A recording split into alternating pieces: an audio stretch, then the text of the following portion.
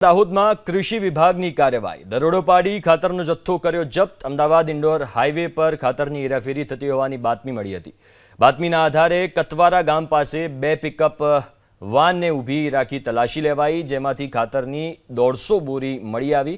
ખાતરનો આ જથ્થો કતવારા ગોડાઉનમાં મુકાયો। દાહોદના વેપારીનો ખાતરનો આ જથ્થો મધ્યપ્રદેશ લઈ જવાનો હોવાની આશંકા છે, તો જિલ્લામાં 3 ખાતર ડેપોને નોટિસ અપાઈ છે। ખાતરના વધુ ભાવ અને યોગ્ય રેકોર્ડ ન રખાતા નોટિસ આપી ખાતરનો જથ્થો બંધ કરાયો।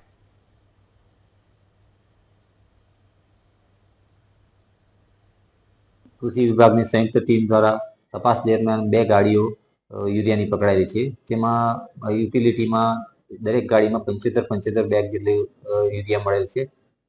પ્રથમ ગાડીમાં આઈપીએલ કંપનીની 75 બેગ યુરિયા છે અને બીજી ગાડીમાં જીએનએફસીનું યુરિયા છે। આ બંને ગાડીઓ જે તે સમયે બિલ વગરનું હોવાથી અમે સીઝ કરેલું છે।